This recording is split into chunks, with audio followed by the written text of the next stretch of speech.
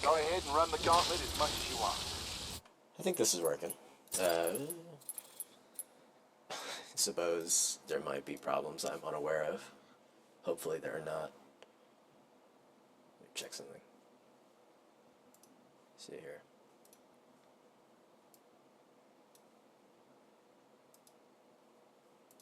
Hello? Okay. Everything seems like it's working right.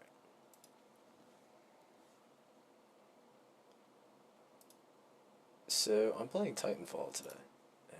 And Annie is not here. She is gone. And I'm very sad. And I would really... Oh boy. Let's see. You know, I would really like to know if doing that is producing an echo or not, but I can't tell because my setup is ass. So, you know what? It is what it is. We're playing Titanfall 2. And oh my god. This game does not have windowed full screen, for starters.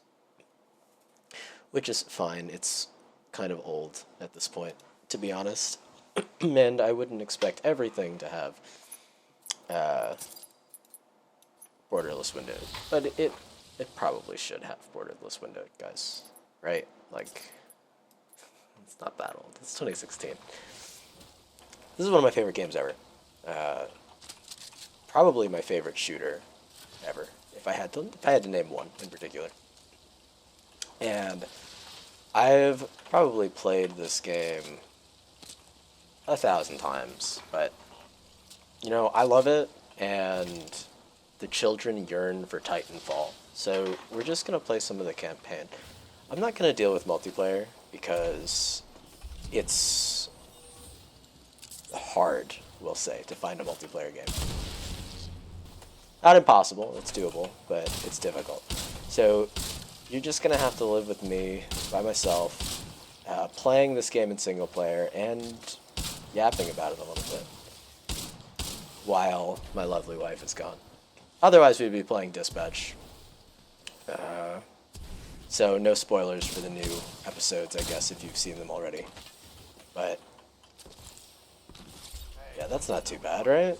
3290? Yeah, that's alright. I played this game a lot. I've mostly played multiplayer. But I have played through the campaign many times. I'm ready to see what's next. And it's sick, man. If you haven't played this game, you should play it right now. Like, go and buy it. Oh, okay. Well, apparently that doesn't start it. We're just going to go into the mission. We're going to go into the first mission. We're going to skip a little bit of the intro. Because you guys aren't here for that. You're here to see my excellent skills. But this game is very near and dear to my heart. I played Titanfall 1 back when it came out, when I was in high school. And I don't know, I've mentioned before, I grew up playing a lot of shooters. I did play Call of Duty before I played Titanfall, for example. I played Battlefield. But one is very specifically hits a lot of my interests, and it uses some skills and I don't know, skills and parts of the brain that a lot of other shooters don't really use. There's nothing quite like it. There really isn't. It's just such a unique, magical game.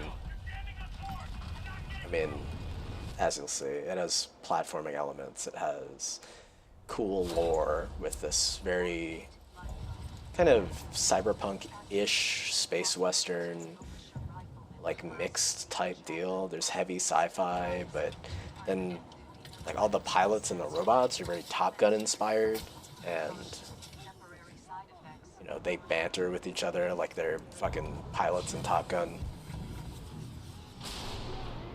there's really nothing that has captured my attention quite like this game did. And when I say this game, I mean Titanfall 1, the Titanfall franchise in general, but this game in particular, Titanfall 2, was kind oh wow, alright. It's been a while also, but this game in particular is something of a, even compared to the first game, it has some improvements and, okay, they're getting behind me. This first part of the game is actually one of the harder ones, because this game is a big movement focus, and you have not yet unlocked most of the movement at this point in the game. You can sort of do some things, but you're mostly kind of stuck with boots on the ground, which is fine. Again, I like Call of Duty, but if you haven't seen the gameplay, you'll know it when you see it. There is just a crazy unique style to the way you fight in this game and the way you move around. Not this part. This part is pretty standard. I need a gun with more accuracy.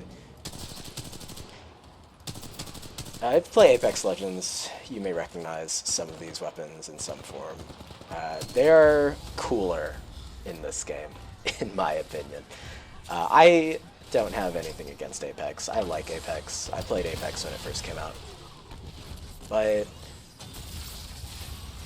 the guns in that game are treated very differently because it's a different environment. It has to be a battle royale, and the guns are kind of balanced in part around the fact that you're not necessarily going to find them every game. You're not going to have access to all of them every game.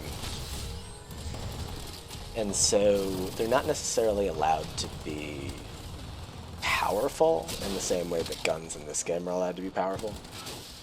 I'm not going to say that some of these guns aren't fucked up and need to be, like, have needed to be or need to be nerfed in some capacity, especially, again, in the multiplayer game mode, which is, I don't know, it's peak. But, for example, on release, there is an SMG that with 2-tap, and it's pretty stupid. If you're coming from like a Call of Duty background, like think about Call of Duty and how many bullets it usually takes to kill people in those games. This one was taking fewer than that. That assault rifle that you start with in campaign called the Flatline, which is really fucking cool. It's like a space AK-47.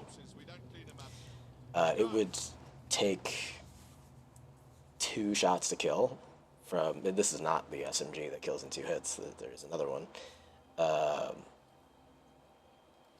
But the Flatline would kill in 2 hits as long as you landed headshots. And the only balancing factor it had was that it had fucked up recoil. It was like horizontal recoil entirely, which it does kind of do to some extent in Apex. But yeah, I mean, that was how they quote-unquote balanced it, was they were like, you know what, we'll just make the recoil really insane, and then if they die, they die.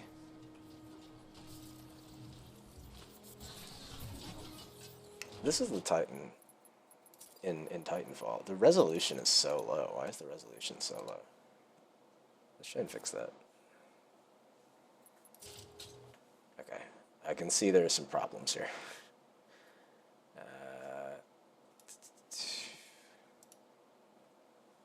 That seems like better. Yes, okay.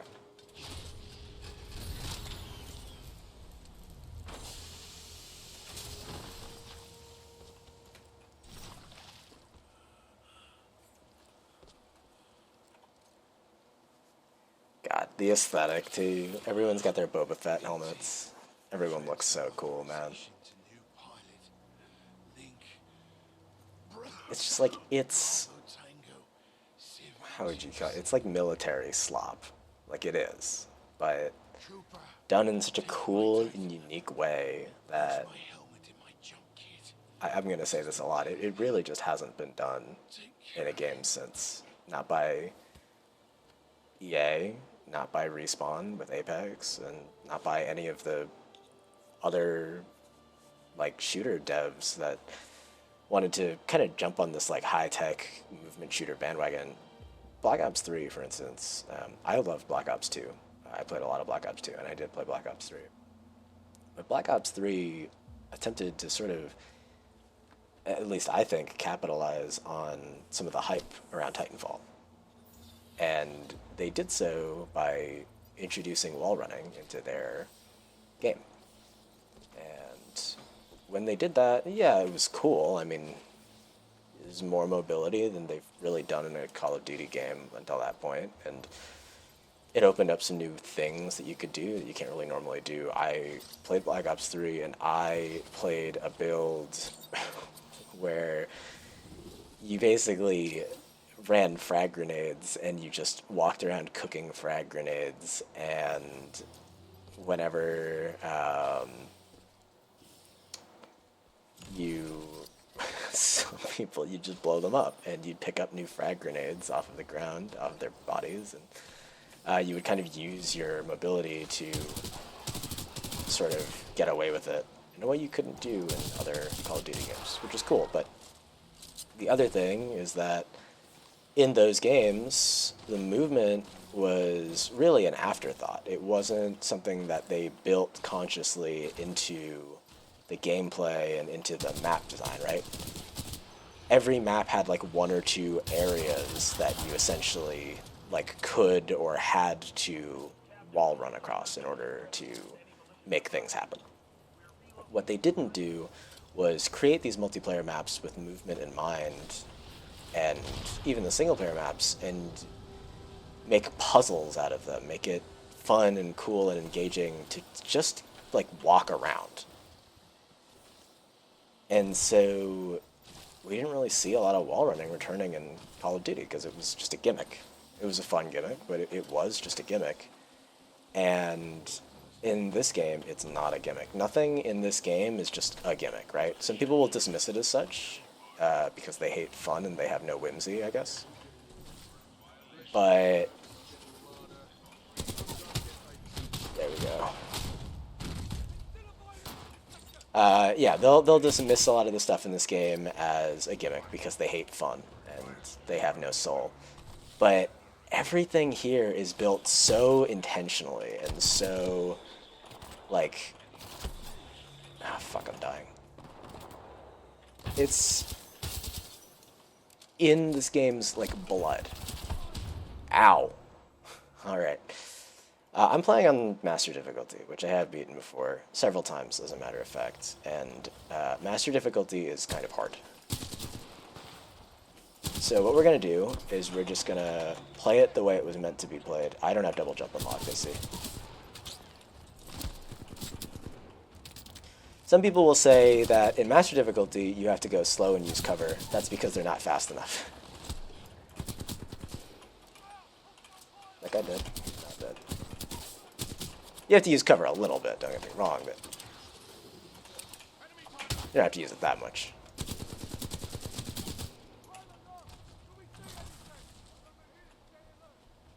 You can also kind of just run past a lot of people, which is pretty funny.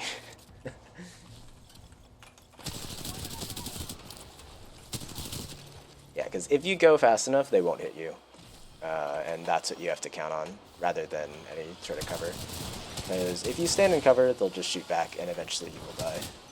But if you go turbo fast, they'll miss, and you'll be fine.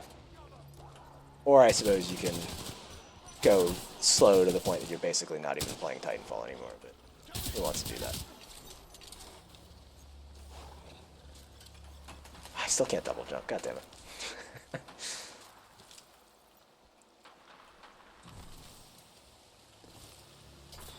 Okay, there's snipers here. This is maybe a moment where I have to go slightly slower.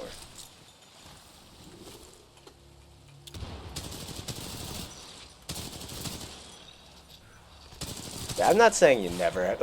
Oh fuck. All right, well that one's on me. I'm not saying you never have to use cover, or that you should never use cover, but I see this prevailing idea among. Okay, I'm looking really bad here. I'm seeing this prevailing concept that you basically need to use cover constantly and can never go fast, otherwise you just die, and that's not true. This part here is a little dicey because there's not a whole lot of... this is a little bad, but you know, it is what it is.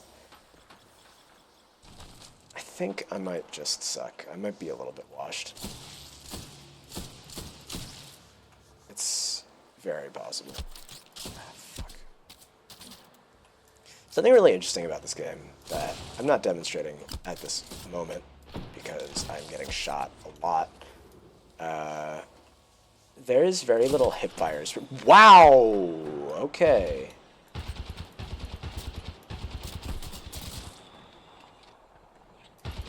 Holy fucking shit, man. Alright, so like I was saying, there's very little hipfire spread in this video game. Not to say that there's no hipfire spread, but... Fuck me! I swear, once I get out of this hallway, I will be able to play the game. Jesus, alright. There's very little hipfire spread, I was saying. Which is kind of fucking nice, because it lets you do cool stuff that you can't do in a lot of other games. You can see the crosshair, the dot in the middle, if you're not familiar with this game. Just as a heads up, the spread is basically non-existent.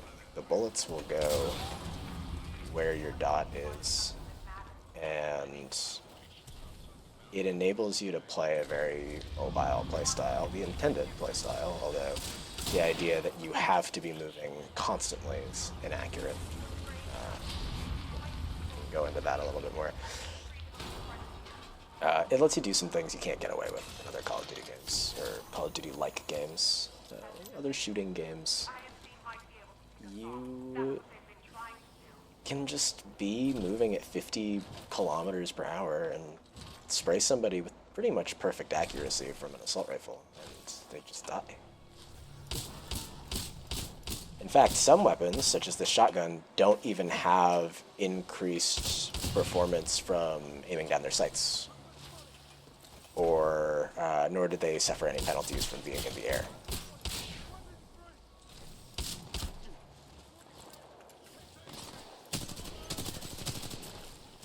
Damn, he's good. Oh, okay. I was saying, I sure got those AI runs. Another thing this game does that I think is really cool personally, they took a lot of lessons from MOBAs, and they basically thought about it like, what is this game going to be like for people that aren't super good at it? What is this game going to be like for people that are just okay? Because there's nothing wrong with being bad at video games. People will try and tell you otherwise. But I'm a firm believer. Wow. I'm a firm believer in the idea that you can just play games and be okay with them, and that's fine.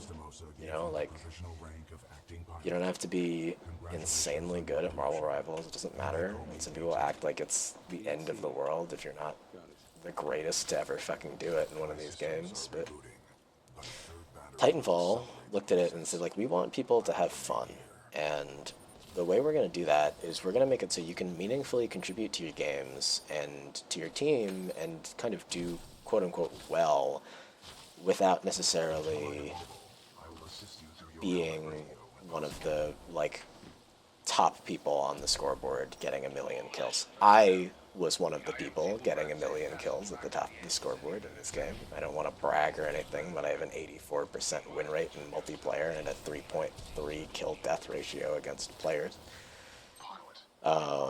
Against players being the kind of operative there, because they have AI enemies. And you can get a lot of points by killing AI enemies and not even kind of engaging with PvP, essentially. The main kind of deathmatch mode, rather than team deathmatch, is called attrition, and it's about, yes, killing enemy pilots, but you also get pretty much almost as many points for killing AI. Obviously, if you can do both, then that's how you really succeed. But they allow you to, get your giant robot and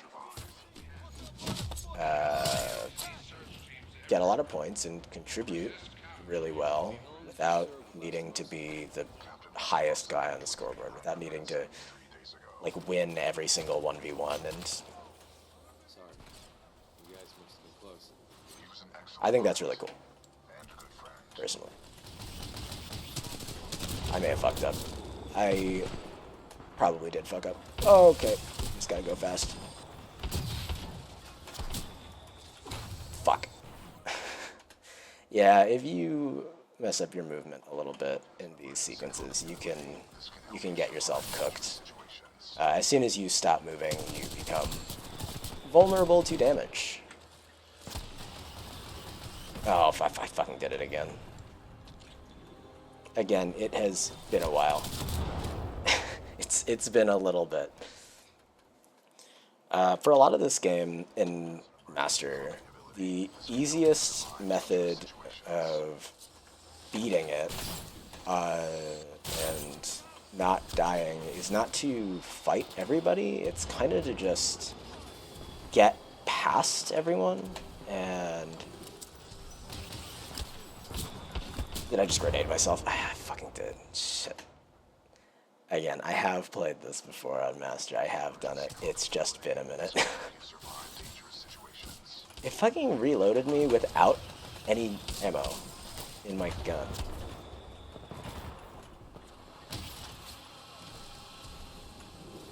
Oh, fuck! Oh, shit! Oh, I got mantled, man. That's a big thing in multiplayer. If you accidentally mantle a wall, you die instantly because you lose all of your speed. Let's reload and do this a little bit smarter, maybe.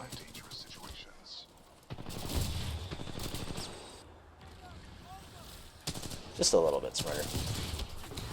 Wow. I might suck. I don't know.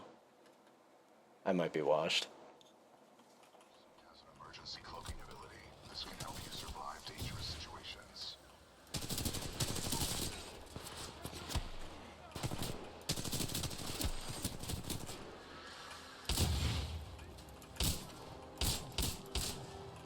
Another cool thing, if you like shotguns, like I do, the shotgun in this game has very little fall off and very little spread. It has both of those things, but less than you might expect it to. Because it's meant to be used, well, when everybody's moving really fast, the ranges at which you engage people are a lot higher.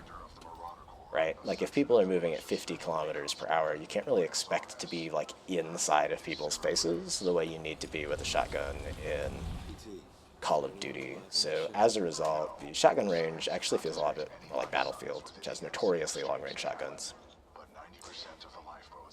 And it's a lot less about instantly killing people in one shot than it is about kind of doing consistent damage, because each pellet does 25 damage at close range, and it shoots 8 pellets. So you can kill 2 guys with one shot. But what that actually means more often is just that if you're hitting them with like a couple of pellets, even at long range where damage starts to fall off, you're still doing like half of their health and damage. And you're doing it consistently without having as much pressure to like aim accurately as you might be with a real gun. Wow, I actually do just suck.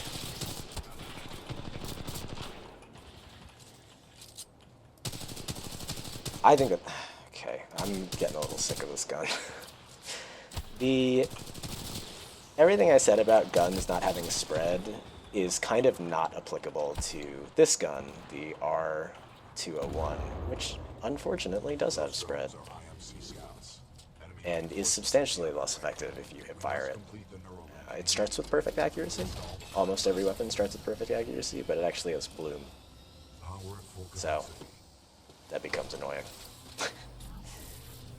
Pilot, we must establish a neural link in order to proceed.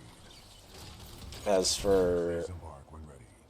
Yeah, as I said, I've played this game before. I've beaten this campaign a ton of times. I played it when it first came out, of course, and I played through the whole campaign pretty much in 2 days. And then I at one point beat it on this difficulty, which is, again, Master, which is the highest difficulty, using only the starting pistol, which is difficult. Only the starting pistol, okay, I guess, aside from specific moments where you have to be in your robot to do boss fights, which I suppose someone has probably done it actually using only the starting pistol and never getting in your robot, but the robot is fun. So, sucks, I guess. I'm detecting incoming enemy forces. Protocol 3. Protect the pilot. Reinitializing critical systems. This shit is so cool, by the way. Like, I consider it kind of a little thing, but the fact that the HUD for this game is kind of like you being in a cockpit, you know, rather than... You can see like the HUD elements moving around because you're looking at it the inside from the first person, rather than just a normal kind of painted on thing. I mean, it's got 3D models. It just feels really cool, and it gives it neat vibes. I really like it. I can't praise this game enough, and I will continue to do it. One thing, weapon design is kind of awesome. Everything is thought about in a way that like makes it feel more realistic, right? They thought about what those weapons would do, why they would do that, why they would be designed the way they are. And oh, I'm getting my ass beat. Yeah, they thought about why things would do what they do, why things would be designed the way they are designed. One example is there's a shotgun, okay? A little bit of vortex shield ping pong, always funny.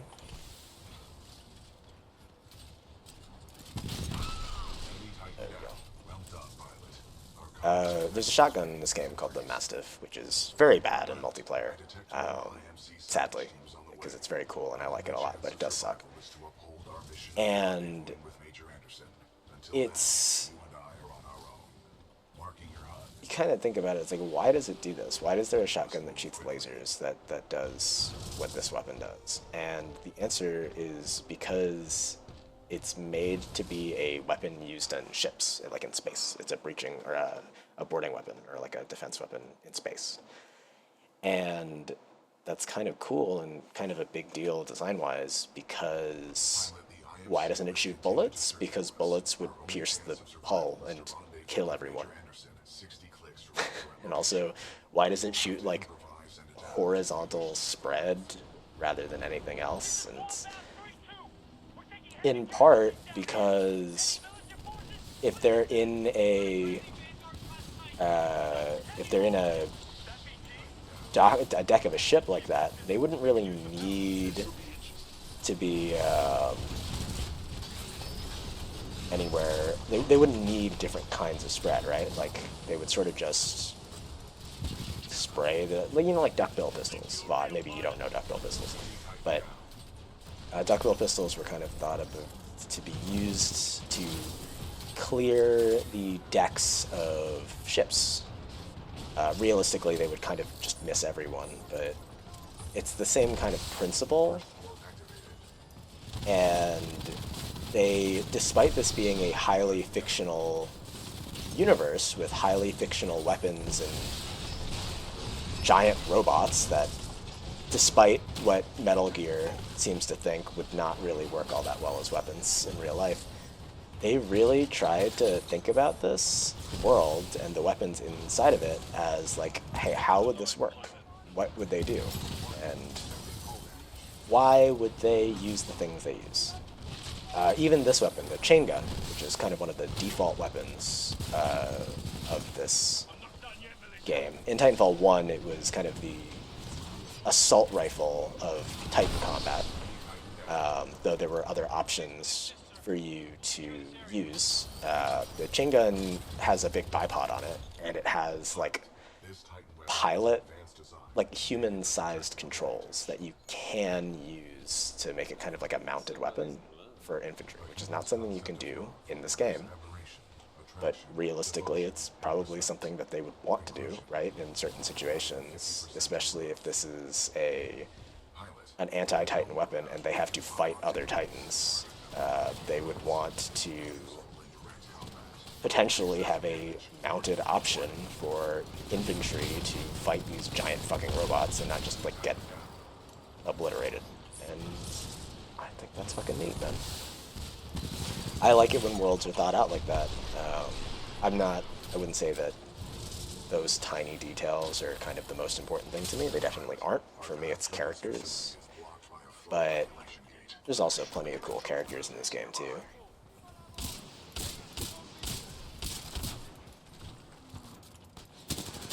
There's a sniper over there.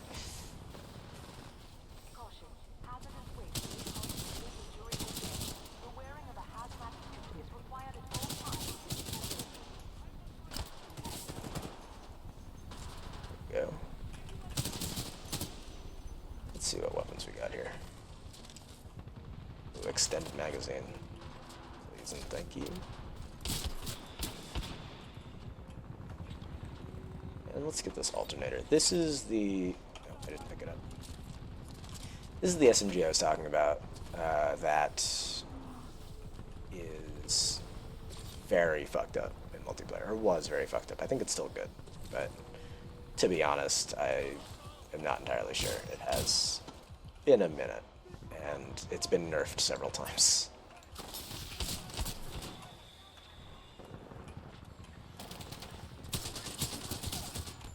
But it used to be a two-hit kill with headshots. And the reason for that is because, again, a very cool design. All the weapons in this game are just really fucking cool. It's a double barrel. It shoots really big bullets for an SMG, which it gets away with doing because it has two barrels. Therefore, it doesn't need to. So we're like,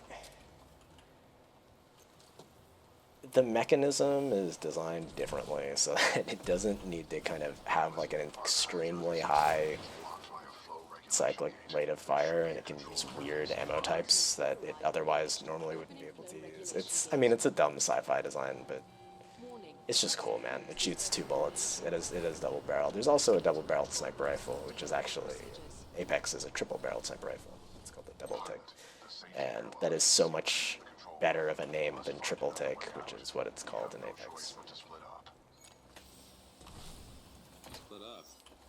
Also, this is Matt Mercer playing Jack Cooper, the player character. I am tracking your location. Recommend you seek an exit. Tracking me. Kinda creepy, BT. I have no It's a little bit of a jokester. That is reserved for our enemies. Let's see. This gun is kind of running out of ammo. I don't really want to take a sniper rifle, because I've never been very good with that sniper rifle. This is fine. Listen up. This is Kane. What we Is he have dead? here, Oh, he's not dead. militancy and militia friends, is a failure to communicate. And that's okay. This guy is funny. It's all good. Another fun fact, if you somehow didn't know, Who was that? this game is made in Source, a modified version of the Source engine, which, unless you don't play video games, you probably know, at least to some extent, is the Valve engine that games like Team Fortress and Left 4 Dead were made in.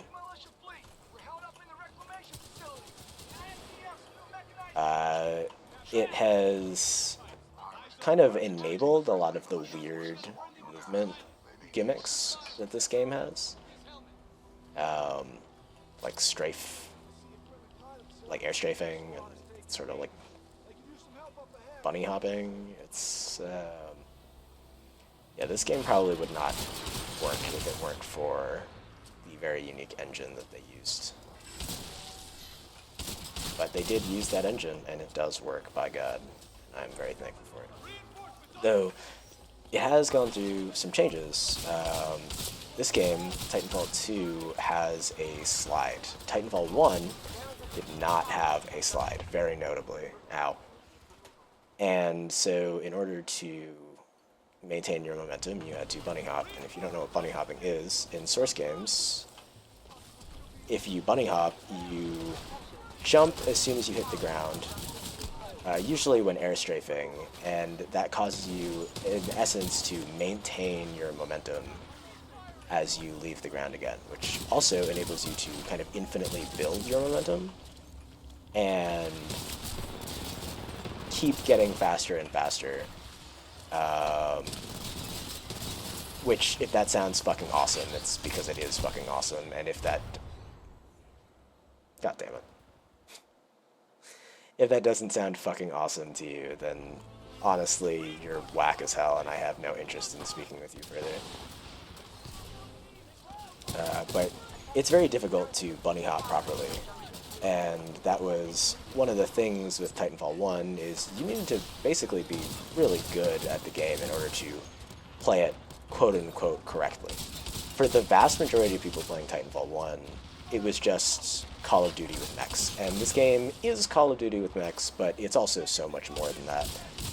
And it is a shame that I think the majority of people didn't really get to experience what they could do with the movement, because it has such a learning curve. I don't think there's anything inherently wrong with games having difficult learning curves. I like it when I'm challenged by games. I'm always challenged, but specifically when there's a lot of, when there's a lot of stuff you can learn about a game, and when you can kind of spend a lot of time perfecting it and learning what's what and how different stuff works, right? And Titanfall 1 and Titanfall 2 are undoubtedly games that do that, that give you a ton of stuff to learn. However, though they give you a lot to learn, again, this is much less of an issue in Titanfall 1, though it is actually a pretty real problem in Titanfall... this is less of an issue in Titanfall 2, and more of a real issue in Titanfall 1. You would run into people that know what they're doing, and you would basically get fucking obliterated. And that does happen in a lot of games, but the difference between someone who can kind of play the game in Titanfall 1 and someone who really knows how to play the game it's pretty high. Because folks playing the first game, they would not be able to do all this wall running and stuff, right? I mean, they could wall run, sure, but they wouldn't be able to maintain their speed. They wouldn't be able to do any of that stuff. Mostly, they would kind of just run around and shoot people and sometimes get shot. And like I said before, they had a lot of measures to kind of make sure everybody could play the game. Excuse me. One example was they had a smart pistol, which is infamous. Everybody hates it. It would aim for you, which sounds broken, and it was broken. We can do a whole talk on that if you like the smart pistol. I like the smart pistol. It's cool. But if you don't think that the smart pistol is broken, we can talk about that. The thing is, it was designed, in theory, to basically be worse than any of the actual weapons if you can aim, but it would provide a sort of maximum time that it would take to get a kill, which meant that if your aim was not that good, for instance, you could... use the smart pistol, and it would close the gap between you and your higher skilled opponents. You know, if your aim is a little dicey and you take 2 seconds to get a kill, whereas someone with really good aim takes, you know, half a second, or, you know, 0.75 seconds, or 1 second even, which is pretty realistic, the Smart Pistol would shrink your time to kill down to like a guaranteed maximum of like 1.4 seconds. Whatever. I'm pulling numbers out of my ass, but that's the idea. And while I won't disagree that that could be a little bit annoying, the point of that was so that, you know, everybody could play the game and everybody could compete. And I think that's a good thing. I really do. It's kind of, not the Smart Pistol in particular, but the idea of having a way for players that are to basically turn down the difficulty, and especially because with all the AI enemies, the real like idea behind the Smart Pistol was that they can farm AI and do so while moving without having to really like master the movement, right? They can just focus on wall running and being fast and moving around and have a lot of fun. But they kind of failed to consider the fact of like, what if somebody who's good at movement uses the Smart Pistol? Like, what if someone who's already pretty good at the game takes this weapon and just is dominant? This could be bad. Oh, never mind. We're back. But even still, I don't think that that was enough to... It was not enough to single-handedly kill the game. Titanfall's in a little bit of a weird spot, Titanfall 1 especially, because Titanfall 1 did die pretty fast. I was a Titanfall 1 enjoyer, proudly. I played the hell out of that game. I never... Oh, that sucks. I never got to maximum prestige in that game because they had a weird system where, if you don't know what prestige is, it's in these games, these Call of Duty-esque games, where once you hit maximum level, you get to keep leveling. In this game, it's called regeneration, and it has lore. And so much stuff in this game has lore, and I fucking love it for that, because I'm an English major, as I mentioned before. And lore is kind of my bread and butter. Some would call it books, but lore is funnier. Oh, fuck. Whew. And the lore behind regeneration, or prestige, is that you basically need to, like, after spending so much time in the battlefield, certain important individuals, pilots specifically, they undergo a process called regeneration where they basically like upload their brains and their experiences into a new body. We don't know how canon it is, but it is to some degree a thing that they actually do. We just don't really know to what extent. They do put people in robots if you are into the AI question, or the, I don't know, Ship of Theseus type thing, of like if we plug a human mind / human brain into a robot and replace all of its biological parts with robot parts, is it still a person, or does it still have a soul or whatever? That's kind of cool. I like that. But I don't even know what the fuck I'm talking about, man. I like that this game was not afraid to... This game, when I say this game, I mean Titanfall 2, specifically, was not afraid to, like, lower the skill needed to play the game. Because the slide, basically what it does is it allows people that are not as good at bunny hopping and not as good at the source movement tech to play fast and to have fun being fast. And I thought that was inspired. I thought that was a fantastic decision. Shit.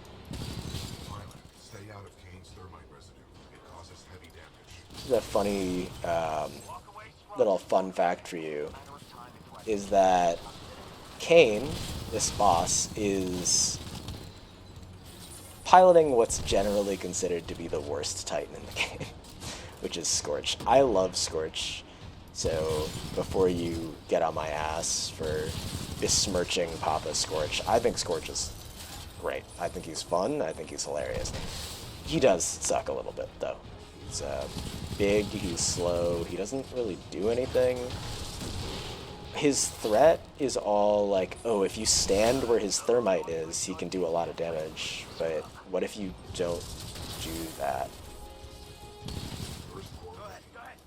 Like, he's area denial that can't really force you to stand in whatever area he wants you to, and you just shoot him from range, like this.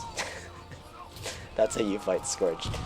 It's just kind of sad because it's a really cool, unique design, and it wants you to kind of like control the battlefield and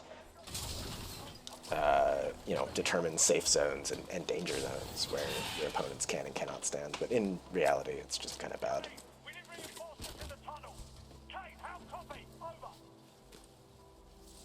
Yeah, the tech looks so cool. The helmets, everyone's got their own kind of like Boba Fett style helmet. Very unique. I want another game that has this aesthetic. One more thing that kind of has never really happened. Helldivers 2 has gotten a little bit close, with a similar kind of vibe sometimes, and some similar kind of like concepts. But again, they talked about how this game is like, for the pilots in the first game, they took heavy inspiration from the coolest Star Wars character, except for Book of Boba Fett. Boba Fett. And they're like, we'll just make everybody look like him, and it'll be really cool, and everyone will be super into it, and I'm super into it. I don't know if I have anything else to talk about other than just like how cool this fucking game is, man. They took inspiration from Portal 2 for some of the levels. Like, this is a shooter, not like a shooter in quotation marks the way Portal is a shooter, but it's a military shooter where they took heavy inspiration from Portal and from other really cool games and things that you kind of wouldn't necessarily expect them to take inspiration from. The story isn't anything complex. There's a lot of lore in this game. The story here isn't super complex. It's a military shooter. It's pretty short. But the characters are cool. Everyone's cool, and they did a good job of establishing the villains. It's very much like, in a lot of ways, like, hey, if you're gonna make kind of like a military sci-fi movie that's not necessarily that much about super complicated characters, but is more about like the action and cool ideas and concepts, this is how you do it, man.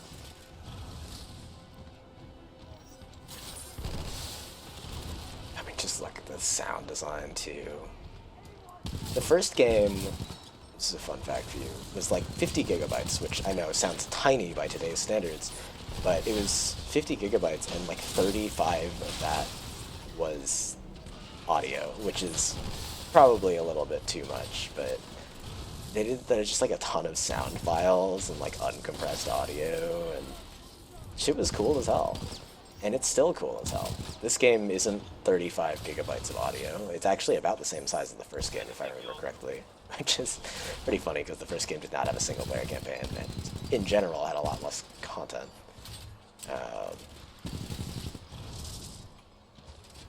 But yeah, they fixed that for this one. They were like, what if it was actually just game and not audio? What if it smelled like game in here?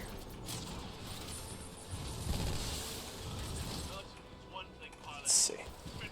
I mean, you can see them like shit-talking you on the right as they're kind of like in a gunfight with you. It's really neat, for one. Two, it gives the single player some of the same vibes as like multiplayer lobbies in the genre, which is maybe something you didn't experience if you didn't grow up playing Call of Duty, playing Battlefield. But people are fucking toxic as shit, and they hate each other, and they have no fun playing this like games together. And you come into single player here, and oh boy, you come into single player here, and yeah, everybody hates you. You're right at home. It feels great.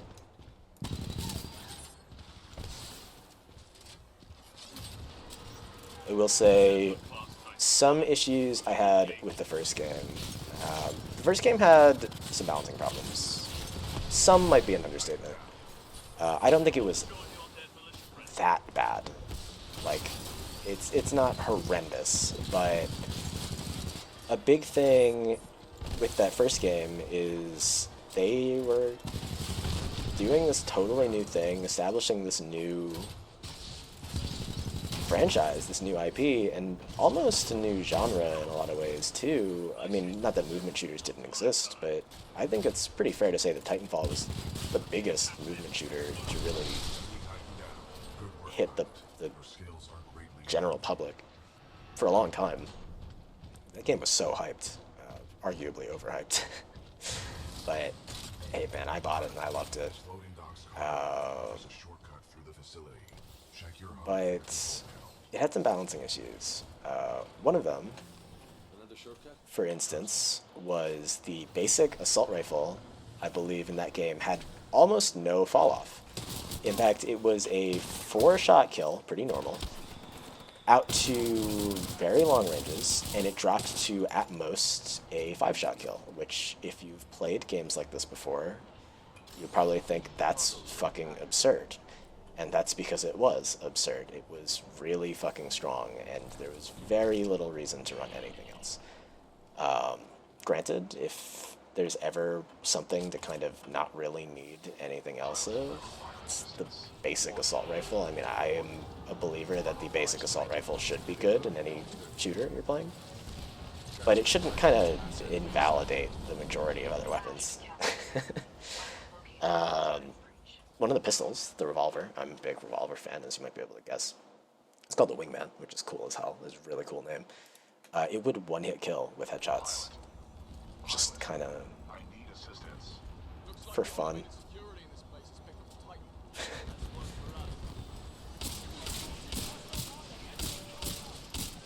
This shotgun was in the first game, and this thing cooked. It was actually pretty gross how much it cooked, as a matter of fact. Yeah, there was a lot of goofiness in that game. And that game also had custom Titans. This game has Titan classes. They got a little bit more hero shooter with it, and each Titan class has some customizability in it. But for the most part, you're kind of restricted to one set of abilities and one specific weapon with each Titan. But the thing with that in the first game is most of the options just weren't good, and that kind of happens in everything. If you give players an option, right? If you give players the ability to choose what they do and choose what they use, they will, a lot of the time, optimize the fun out of any given game. It's not just video games, it's board games too. Or fucking tag, I guess, as well. Like, this is one of the big levels inspired by Portal. And it's fucking awesome. You are going through this facility that is being actively constructed around you, right? It's very cool. Oh, I fucked it up. Damn it. Okay, well, normally, if you're not bad, you can kind of do like a little movement skip thing and go really fast by jumping on the platforms, but we're just gonna have to settle for doing it manually. Ow. That sucks. They really got me from that far away. God damn. Where am I? Oh my god, where did it put me?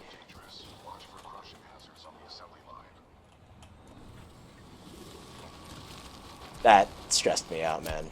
I had no idea where this shit was dropping me.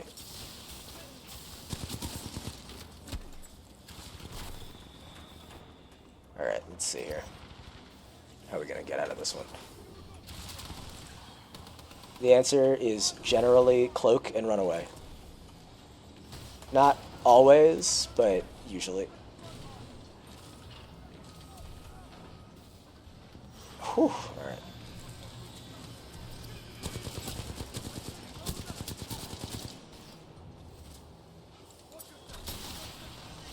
Just gonna scoot around here.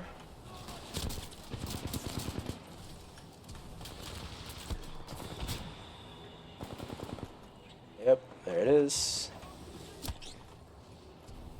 You can't see me.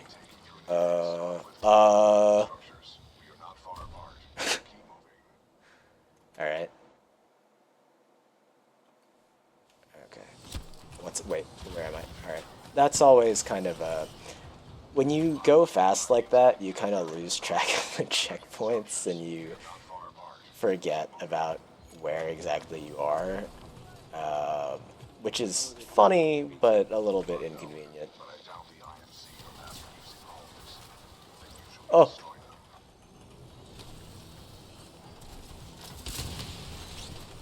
Oh my god, I'm locking in. I don't know where I'm going! It's been a while!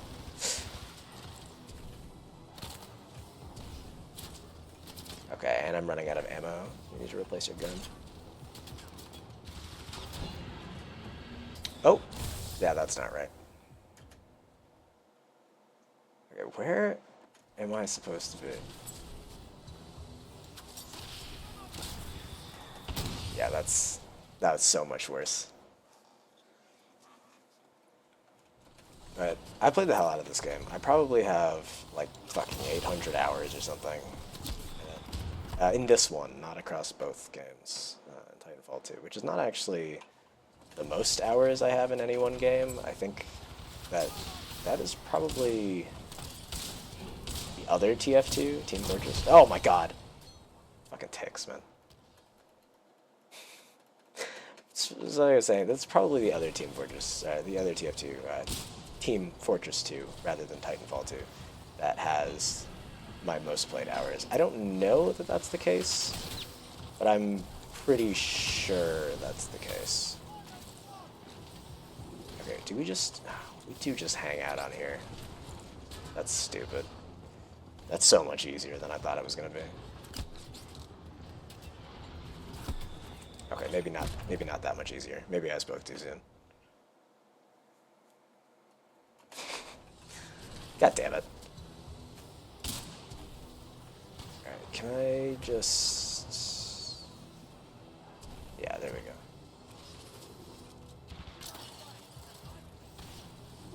Fuck.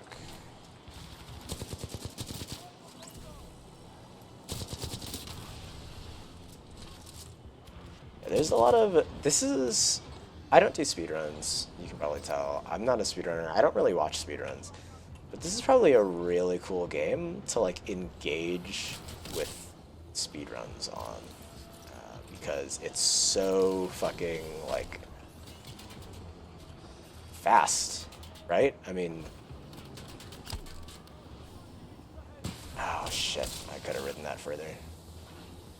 I used to know these maps... You can, like, yeah, you can do a whole skip by, like, flying across that way off of the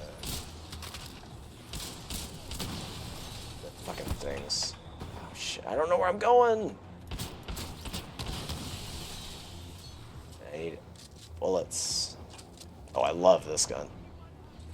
One of my favorite weapon archetypes in video games. Again, I wouldn't say my favorite, but... Is he bad? Is he stupid? Okay, one of my favorite weapon archetypes in video games is that of the kind of semi-automatic carbine. I don't know if I'd go so far as to say it's an underrated weapon archetype, but I do feel like it's not often people's favorite because you need a lot of precision and also you need to be able to click really fast. Oh my god! This is a gun that you do have to not hip fire. Also, because you have to not hip fire it, I cannot fucking see what I'm shooting at. With that fucking... Oh, I take the elevator. That's right. Okay. Yeah. So... He sucks. He's bad. Oh.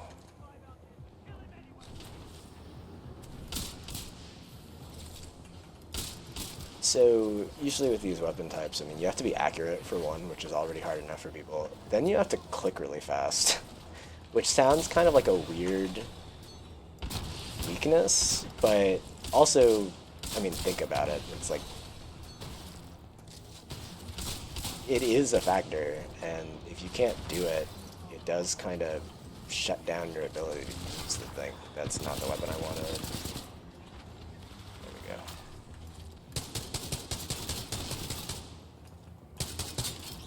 This fucking piece of shit. Okay.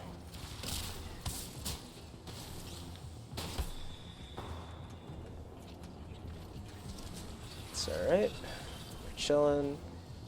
Get up here. Usually I kind of just skate up here with the... No. What the fuck? Okay. Alright. That's actually really upsetting. Alright, we're back. Oh!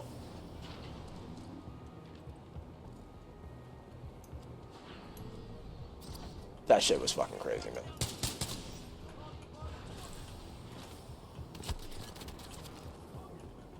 But, yeah, I mean, not to be like, oh, fucking patronizing, but clicking fast is hard, and it's a skill, and usually you want to reduce the number of skills you kind of actively have to use when you're playing games like this. I think that's why so many people have trouble with movement shooters, because...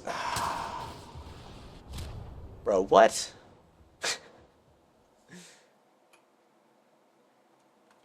Because... What, hey, what is happening? This can't be real.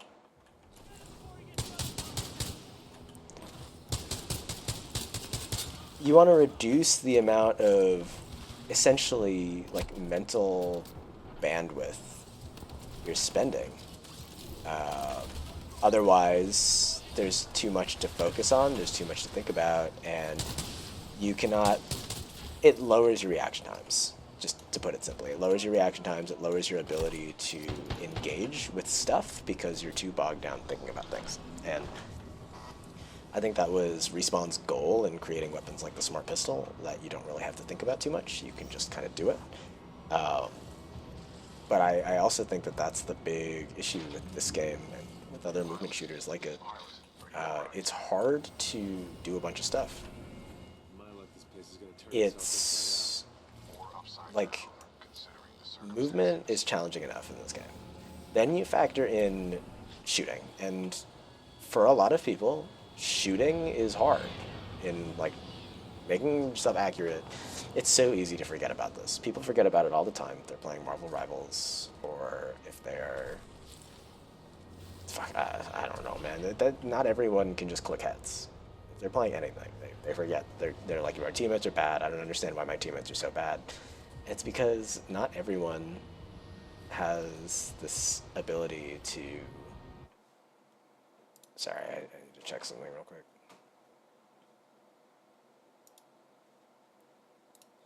Alright, not everybody has this kind of natural ability to put crosshair on head and click, and trying to do that while also trying to move around is actually really difficult, as it turns out. That's why I don't agree with the advice that some people give, that when you learn Titanfall and when you start playing Titanfall, you should try to... You should, like, always be moving. People say you should always be moving. And I 100% actually disagree with that. As somebody that plays... that mainly uses the shotgun, that's my probably most used weapon, and I mostly get very aggressive with it. I don't actually think it's good advice to new players to be like always be moving around, because you know what's difficult to do while you're always moving around? It's fucking shooting people. And some people will get really mad about this. If people stop to just like shoot the other team, they get really heated.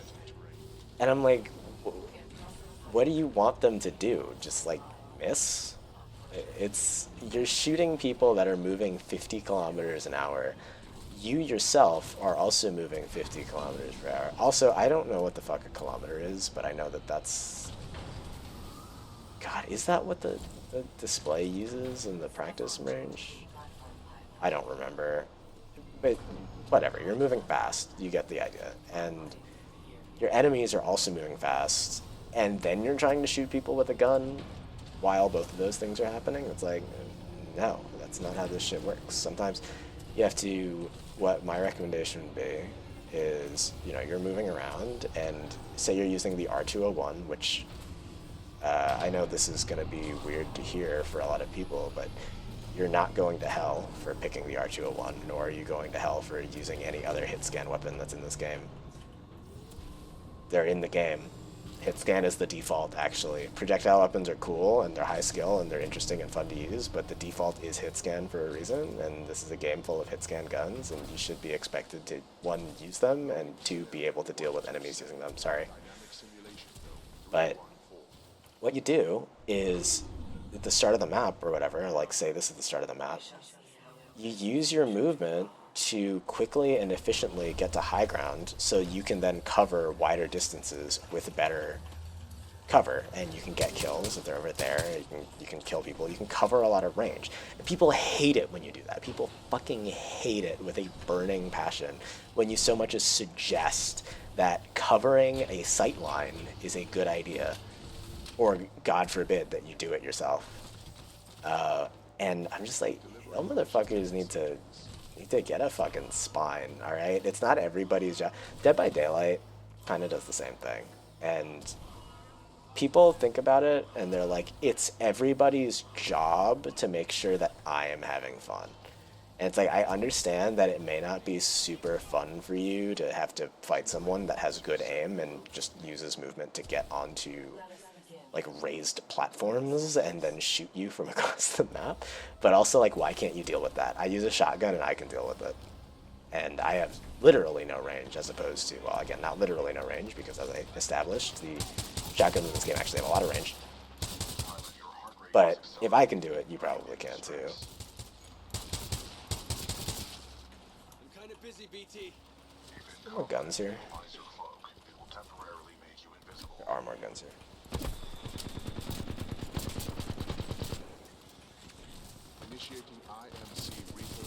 Ooh, and it's got a threat scope. This is a cool little sight. Not the only sight to have this. It's basically a thermal sight, but it is fucking cool as hell. Don't use it in multiplayer, though. It's kind of pointless in multiplayer. It's kind of taking damage. Oh, he's not taking damage. I am stupid.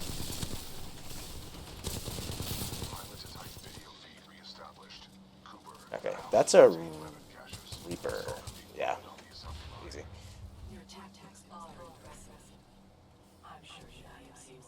Also, there are some people that are down bad for Ash, and I mean, I won't say I don't know why, but it is a little funny.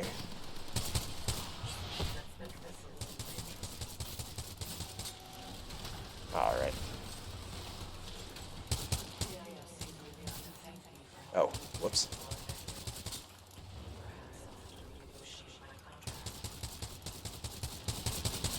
Also, the hit markers here. I'm not playing maybe I should play some multiplayer. I don't know if I can find a game. But the kill sound in that game... Oh, well, I did die. You're welcome, Ash. What the fuck? That was a crit... Are you kidding me? As I was saying, that was a fucking crazy location to spawn me. Deploying additional Reaper to test scenario. grab the L-Star. I am out of grenades, which is a little unfortunate. The L-Star is another one of those really, really cool fucking weapons, by the way, because it is an LMG that, instead of firing bullets from a magazine, it heats up, and then it has to basically be cooled down when it overheats. It is a projectile weapon, so you're not Satan for using it. And it's really fucking cool. It just has... Oh, okay. It has a neat, unique design. It does something cool that other weapons don't really do. Yeah, and so many of the weapons in this game do that. Even the hit scan weapons.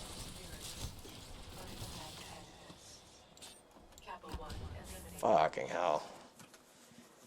Yeah, I need to just keep running around the outside. I'm all the way back here. Deploying additional Reaper to test sonar. Oh boy, okay.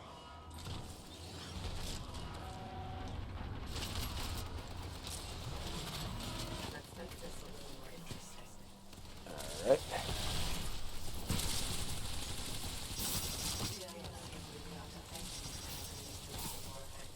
Yes, even the hit scan weapons are really cool, chat. And while I do think that, yeah, I get it, you don't like playing against people that have good aim.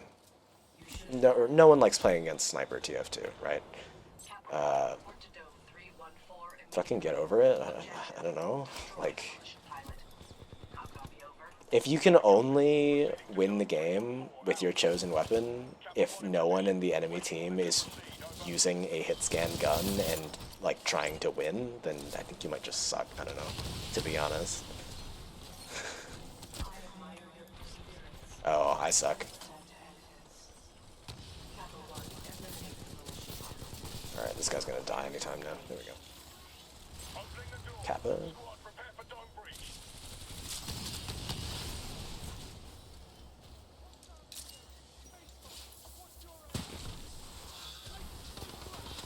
And that's how you do it.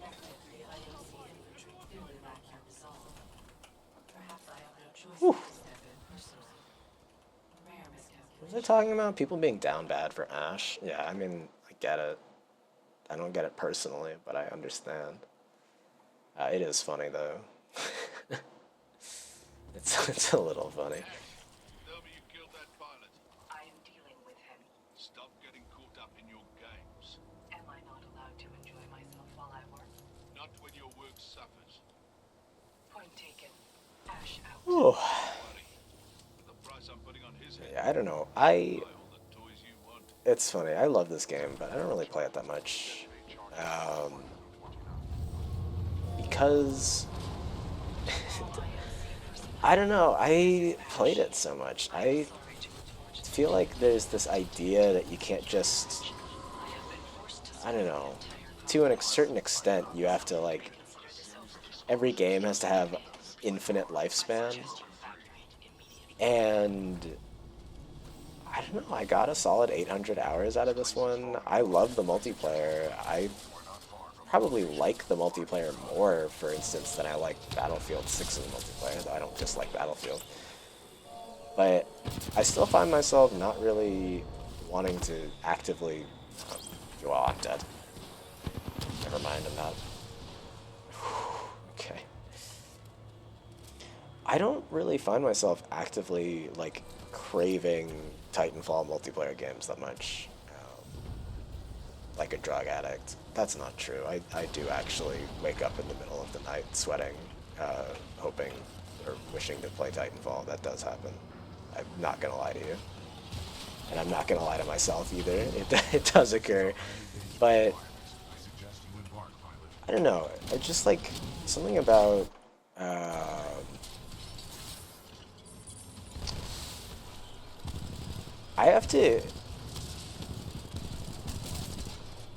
I've played it so much, and I kind of want to have new experiences. And I think that's true for a lot of people with a lot of games. I think that to a certain extent, there's this idea that you can't just stop playing a game. Like, you can't just get whatever value out of it you want and then just be like, oh, I'll just play other things. People always think about it as like fucking betrayal. And not finishing games also I think we should be okay with. And not finishing books, and maybe not movies because those are pretty short, but sometimes you play a game for a while and it's like, yeah, I didn't finish it. No, there's not anything wrong with the game. I just really want to play it all the way through.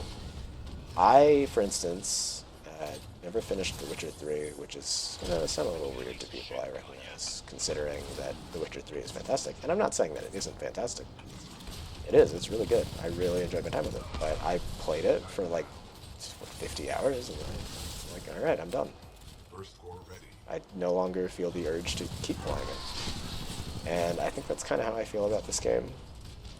I'm always happy to go back to it. I'm always happy to play it. If any of my friends are like, let's play Titanfall, I'm like, I'll fucking play Titanfall any day of the week. But I'm also not gonna... I never come out and... I don't usually wake up and I'm like, I'm gonna play Titanfall today. Or I get home and I'm like, I'm gonna hop on Titanfall. To a certain extent, I don't really feel that way about games in general anymore, because I'm not a kid that has unlimited time. I have to do other things.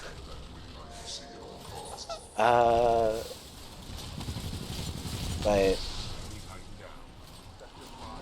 I used to grind this game. I would come home and I would play this game. I was in school at the time, and I would come home and I would play this fucking game, and then I would go to sleep, and then I would go to school and I would play this game again.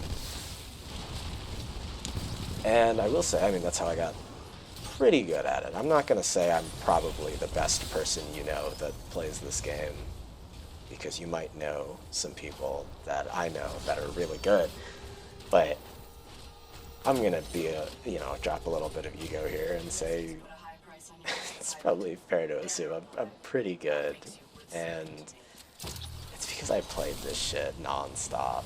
And if you want to get good at a shooter or something, the reality is that you kind of have to just grind it. I think that a lot of the time, people that want to get better at a game, understandably so, will be like, hey, what's the trick to getting better? And there kind of isn't one.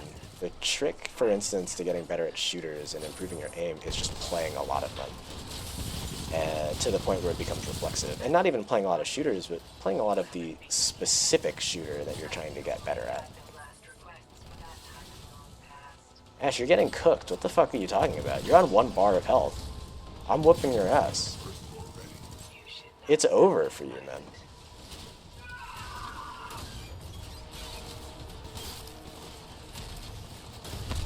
She lives through that, by the way. Like, canonically, because she's in Apex. She lives through getting bursted like a fucking grape. I think they rebuilt her or something. I don't know. I don't play Apex, but yeah, she does come back from that, which is a very somehow Palpatine returned coded moment. By the way, that's fucking stupid in the sequels, but some people will say, and I think this is pretty fair, that the Timothy Zahn novels for Star Wars, they also pull a somehow Palpatine returned. And I think it's pretty fair to acknowledge that, yeah, it's dumb in the sequels, but also, people talk about the Timothy Zahn novels sometimes as being like, this is what the sequel trilogy could have been. This is what it should have been. They should have just done this. And they did something, like, they also did that. The other end of that is, this is the sickest mission in the whole game, by the way. I'm going to still talk over it a little bit, but yeah, it's time travel.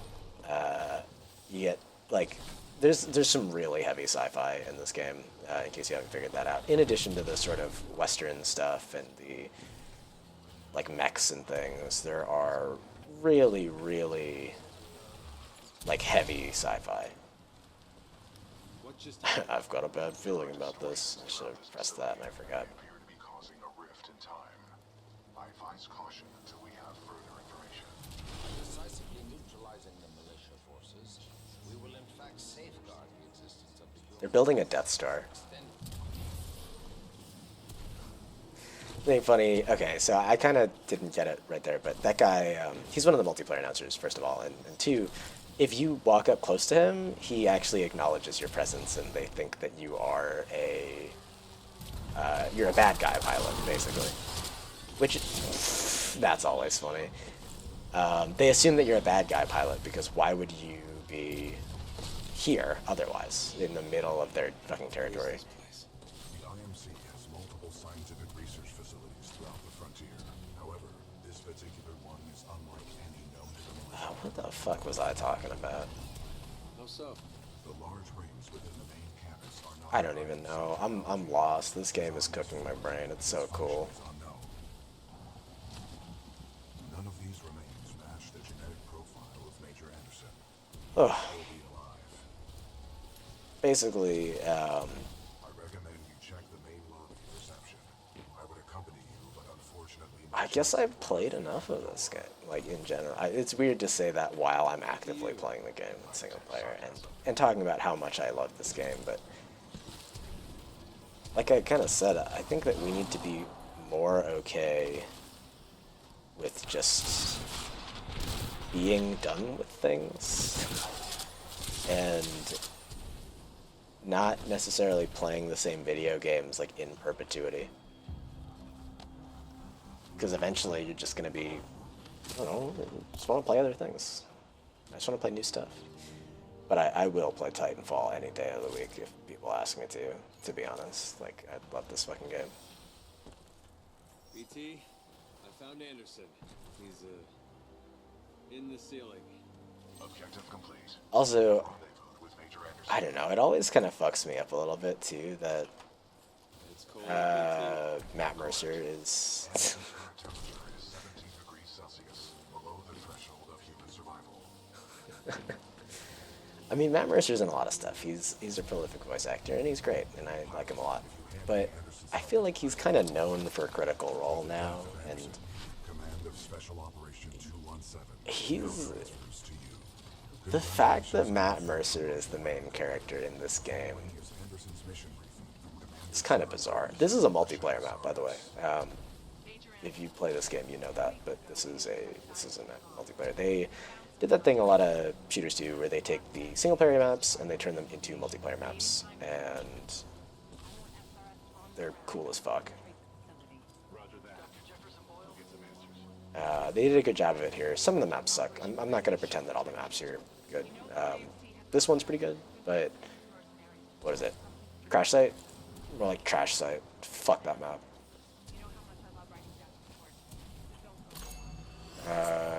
Fucking...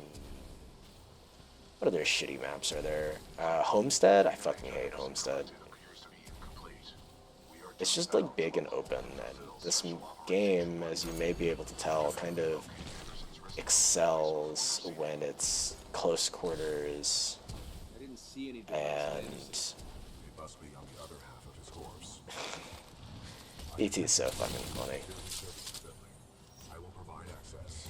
This game excels when it's Structure while you investigate the facility for intel and the Nasi device. I guess close quarters isn't necessarily the right word for it, but when it is when there's a lot of stuff to jump off of, and when it's not like wide open spaces. And this one Nice. is, Throw me. or not this one, sorry, Homestead is a lot of wide open spaces. Crash Site is bad for other reasons. Fuck that map. If you like Crash Site, sorry, but I don't think anyone likes Crash Site. I've never met anyone that likes Crash Site.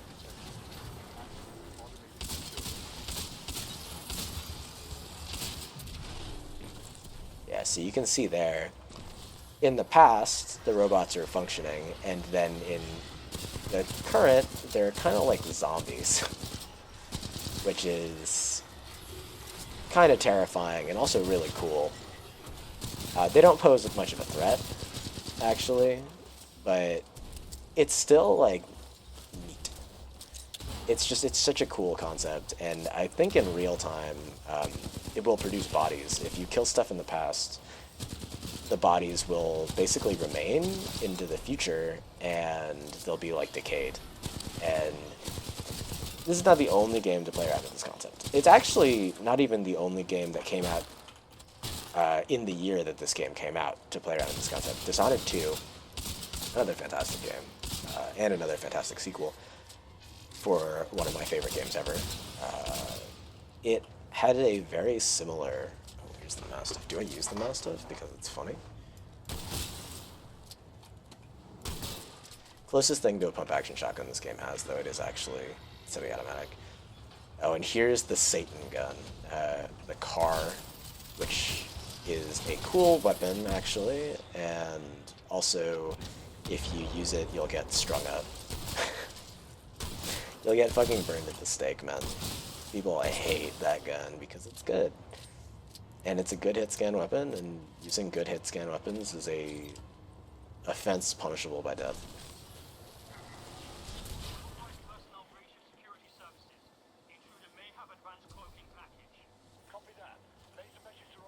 Yeah, it's neat that they identify that you're there and they think that you're some kind of a normal enemy, but that you just have like a cloak. Yeah, see that? It's a little bit janked up, but you can see it works, right?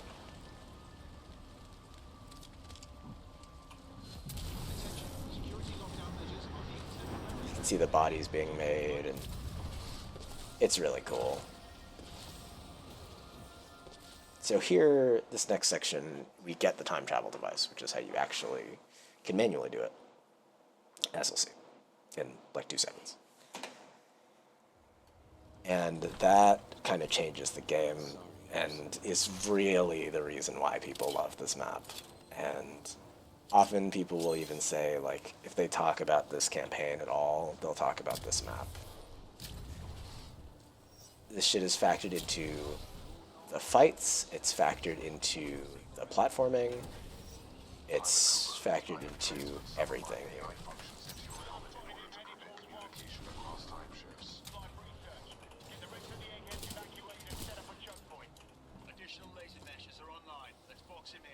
Whew.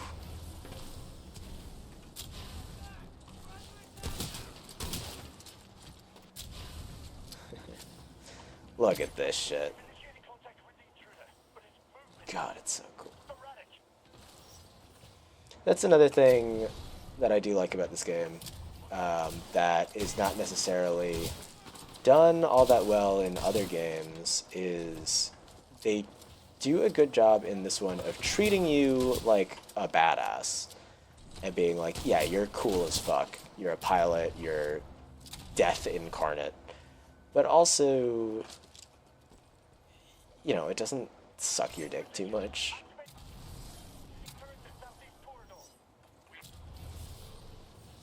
Like, you're still kind of a guy. I just killed myself. That's crazy. Oh, fuck me. What was I saying?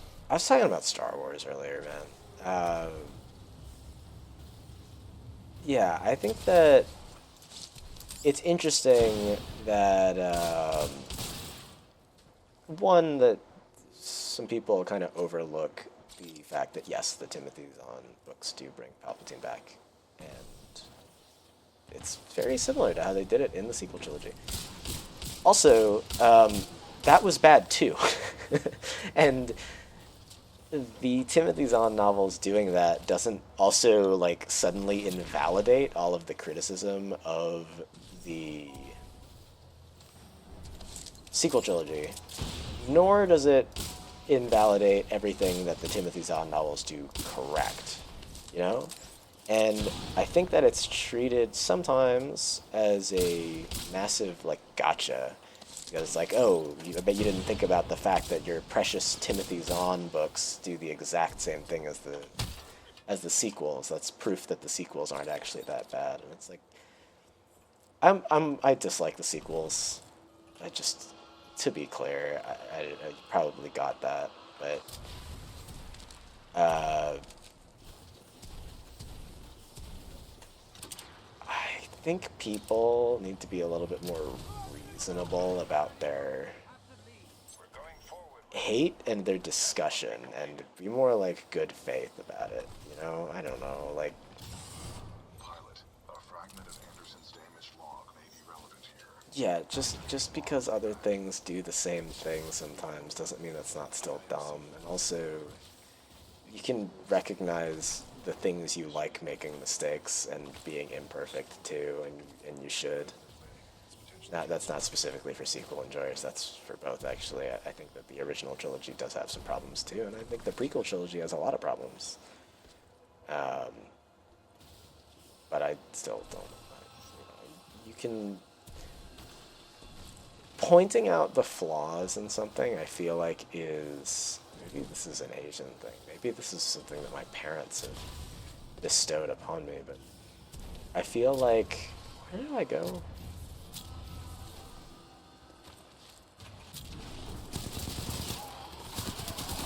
Alrighty then.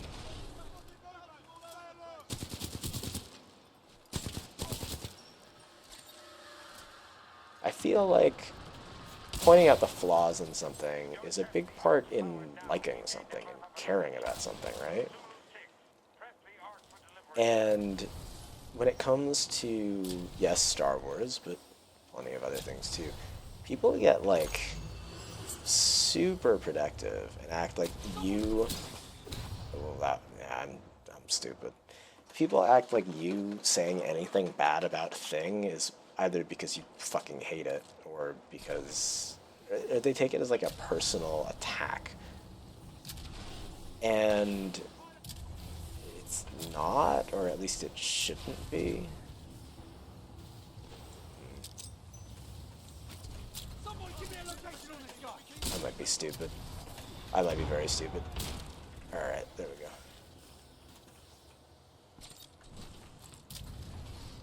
Whew.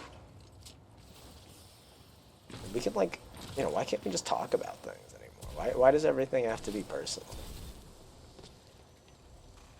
Anderson's log 314. Man shouts at Cloud, I guess. I don't know. I'm kind of a hater. I hate things a lot, and maybe that's why I feel like this. I should feel like I should just be able to hate things without people like taking it personally or misunderstanding that I don't like necessarily. I guess I don't dislike something just because I hate it. That makes any sense? Maybe that doesn't make any sense. That sounded pretty stupid, actually, now that I think about it. But for instance, okay, me and Annie both are big fans of Avatar: The Last Airbender. Not the blue people, but the arrow people. And something that Avatar does is it has a sequel. If you weren't aware of this somehow. That is a pilot. That is a robot pilot. It's a fun fact for you. A simulacrum. Oh, shit! Alright, that got me good. Avatar has a sequel series. It's called The Legend of Korra. And you are probably aware of this to some extent. But Korra is generally not quite as well received as The Last Airbender. And for reasons that I actually think are pretty fair. For sometimes. Some people hate it because women. That's not a valid reason to hate it. What I do think is a more valid reason to hate it is I think that it doesn't do enough with its female character. Well, not enough. I guess what I mean by that is, and if Annie is listening to this, potentially, she'll know exactly what I'm talking about, because not only have we been talking about this the last couple of days, but I talk about this all the time, because I talk about changes I would make to media I like all the time. And for Avatar in particular, or rather for Korra in particular, my thing is with Korra as a protagonist is not that she is a woman, which I'm not going to say that everybody who dislikes Korra, that's why, because that's not true. But I would be lying if I didn't say that some people weren't just a little sexist and didn't want a female main character, especially not a quote-unquote powerful female main character. So there's certain groups of people that do get very pissed about that because they're assholes. But besides that, my reason why I kind of like I guess a better way to phrase this is I love Korra. I think Korra is fantastic. I think she's great.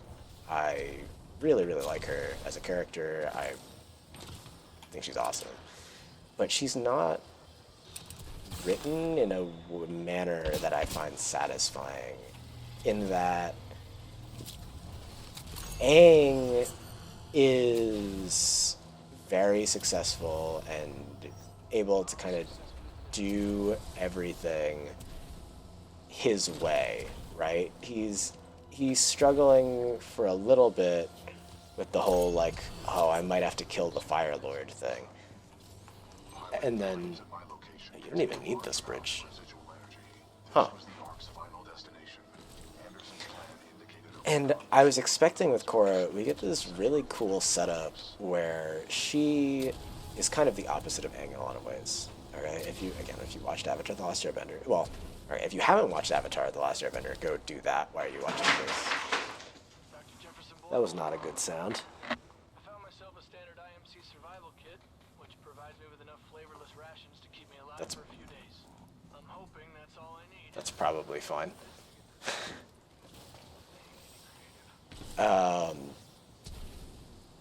Yeah, I mean, I guess you're not watching me because no one's watching this, but if you're watching like a VOD or something, like why? Go watch Avatar if you haven't seen it. Anyways, Aang is a pacifist, and he's a pacifist who would prefer to talk problems through and negotiate and that kind of thing, rather than fighting anyone. And he is dropped into a war, and he has to basically save the world by putting an end to this war, right? And it's a very difficult journey for him. He has a lot of struggles dealing with it, a lot of struggles reconciling what he wants to do with what he feels like he has to do. Korra, on the other hand, ouch. Cooper, based on your recon of this facility, I may have a plan. Meet me outside. It's a scummy body. Korra, on the other hand, is a fighter, and she wants to fight. She's good at fighting. She's shown as being much better, actually, at fighting initially than Aang is. She masters the 4 elements much... Well, I guess that's not even true. She's 17. But she masters 3 of the 4 elements much faster than Aang did. She is a very competent, like, brawler. She kind of has boxing-inspired, like, fighting moves, and very, like, much, like, street fighter-y. It's cool. She's really cool. But my expectation, based on the previous Avatar stuff, is sort of like, oh, well, she's gonna be, she's gonna solve her problems differently than Aang does. Maybe with more punching, but she's also going to struggle to, in essence, learn the opposite of what Aang learns and take sort of the reverse journey and learn how to be spiritual and learn how to solve problems without just using violence. The way Aang kind of learns, not that he has to kill people, but sometimes he has to be, what's the word they use? He has to be, he can't be wishy-washy about things. He has to be direct, and he has to be decisive. And I think that it would have been cool to see Korra learn kind of in some ways the opposite, that not that she has to never hit anyone or never solve her problems with violence, but that there are problems you can't solve with violence, and that you kind of have to, like, she, like Aang, has to learn about the differences between kind of her idealized version of what being the Avatar would be like, and the reality of what being the Avatar is like, where, you know, she doesn't just get to punch a bunch of bad guys. She has to, you know, talk to people and hear out their problems and help the world beyond simply fighting dudes, because there's no war when she is the Avatar, right? All the problems she kind of deals with are more like societal issues. Like, she has to deal with systemic racism, and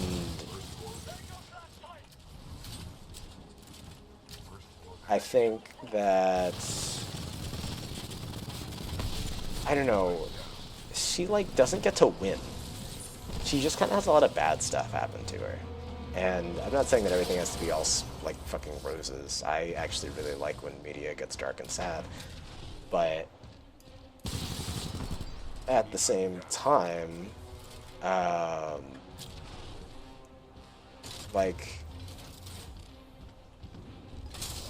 they could give her some W's, because the fact that she kind of never wins, it doesn't make her worse, but it makes it feel like, from a writing standpoint, that they're basically saying that Korra is a shittier Avatar than Aang was, because they have her take so many L's. Like, I don't know, does that make any sense? It's like, they're not... Oh shit, where the fuck is my robot? Huh? Oh. Here we go. You know, they're not directly saying it, but it's almost implied by the fact that Aang just kind of gets dubs, and Korra just, like, suffers. And I guess I just want it to feel a little bit more even. I want it to be more like Korra's approach is valid, and she's valid as a character, and, you know, she's not doing things in a worse way than Aang is. She's doing them differently, but, like, equally valid, and that's supposed to be what it is, but it feels, because she loses so much, and especially Korra is Avatar, you know, one time. She's Avatar for, like, 2 seasons, and then she gets the entire Avatar cycle almost ended and, like, loses her connection to all the rest of the past Avatars, including Aang. It kind of makes them feel like they're saying she sucks, you know?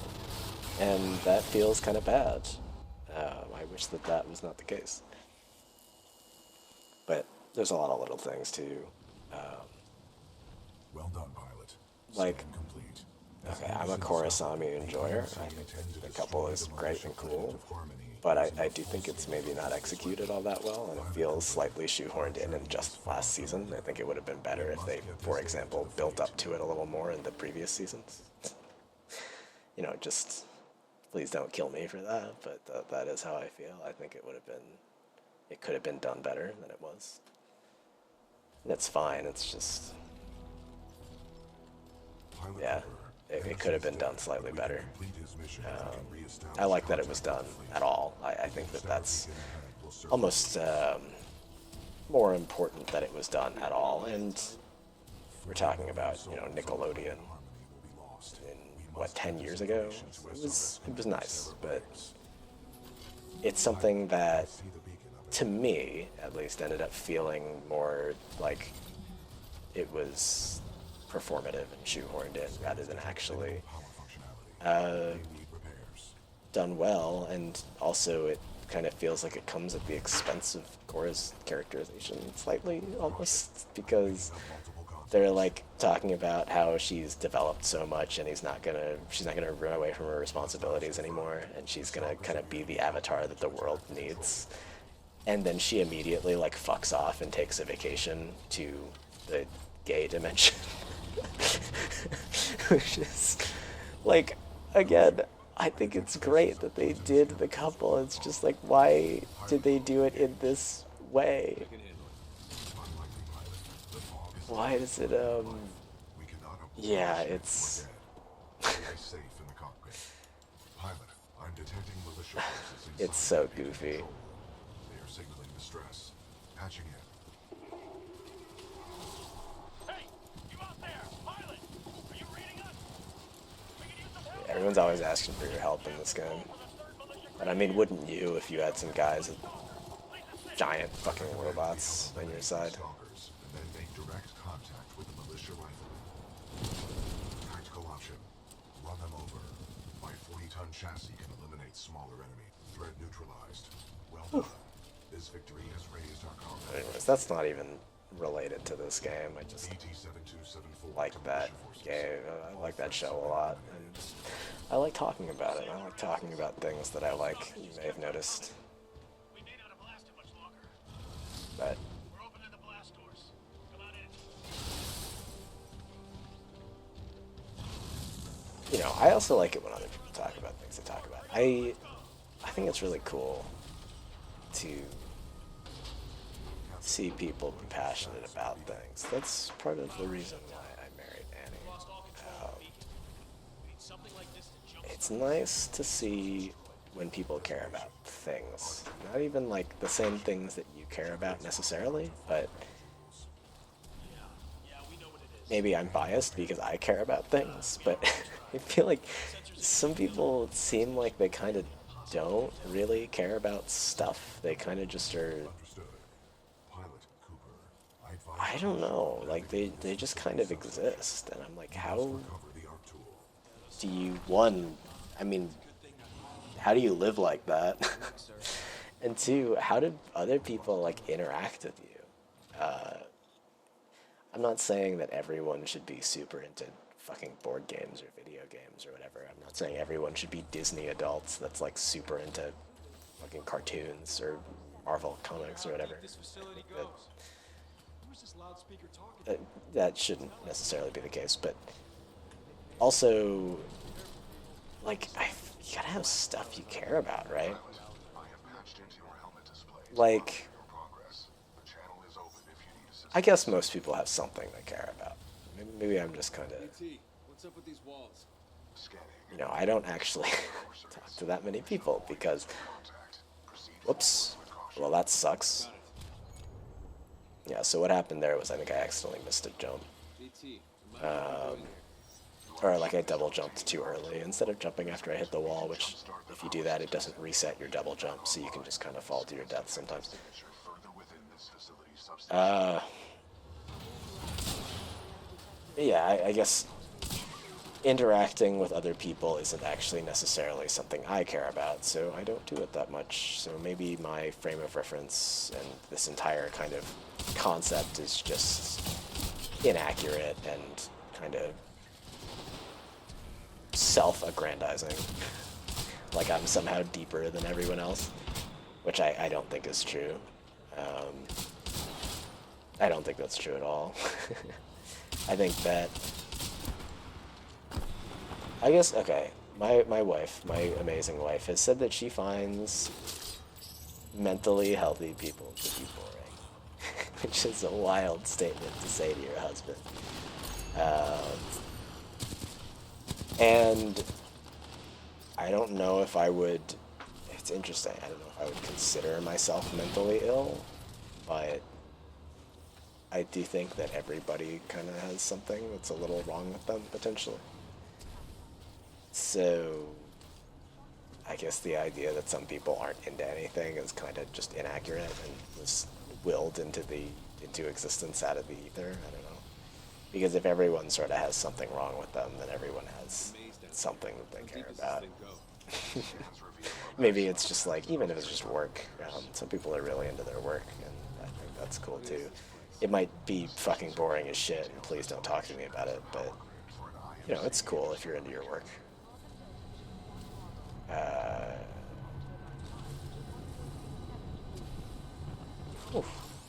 I find certainly that some occupations are much more interesting than other occupations, but I think it's still neat if you're like an accountant and you're into your job, and you know, Not everyone has to be Matt fucking Mercer. Sometimes they just do other stuff, you know. So I feel like a lot of people say, and I'm one of these people, they don't want to work an office job because it would be boring as shit and they'd hate themselves. But a lot of people do work office jobs, and there's not actually anything wrong with that. Someone has to do it, first of all. And second of all, I don't know. I mean, if you like putting numbers in spreadsheets, who cares? I've done that. It's not that bad. Well done, pilot. You have acquired the arc tool. Return to the control room. We are ready to jumpstart. Like, who is everyone else to judge? There's nothing wrong with it.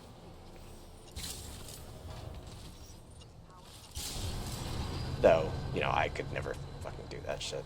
I would probably kill myself.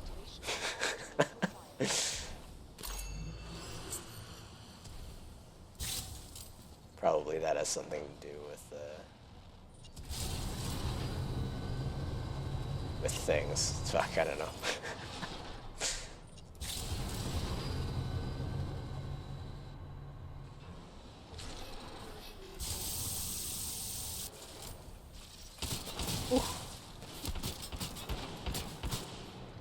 Oh man.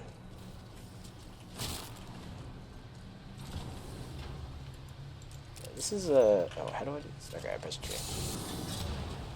Another neat kind of puzzle in this game. It's not super complex, but it's like... Whoops.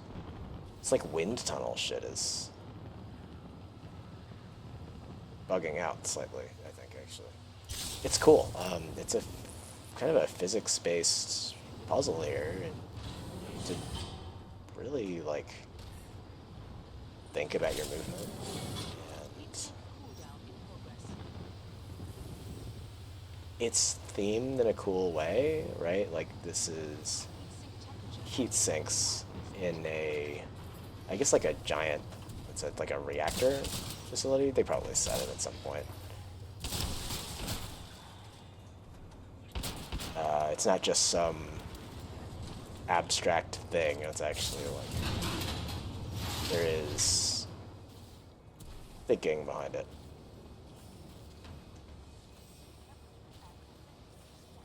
Ooh, that's this is speed.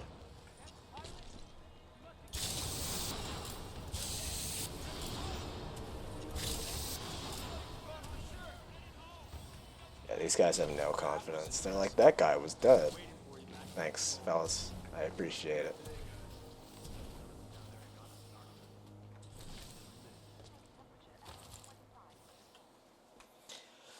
Whew. Anyways, I don't know.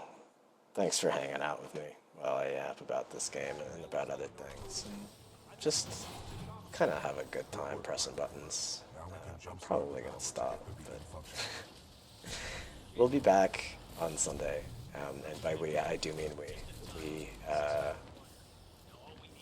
Me and Annie. Jesus, I don't know what the fuck is going on with my brain there for a second. We'll probably be playing Dispatch, because we didn't get to it today. So we'll be slightly behind, but that's okay. That just means a shorter break between that and the next Dispatch stream. And then we will be done with Dispatch, I guess. Which will be kind of sad, because I'm really enjoying that game. But then there's plenty of other things to play, like more Split Fiction, which we'll also do. And maybe at some point we'll play this game on stream for multiplayer as well, and you can see me fucking pop off. Just really just going insane. Alright. I hope you all have a good night, and I hope we see you on Sunday, and if we don't, then that's okay too.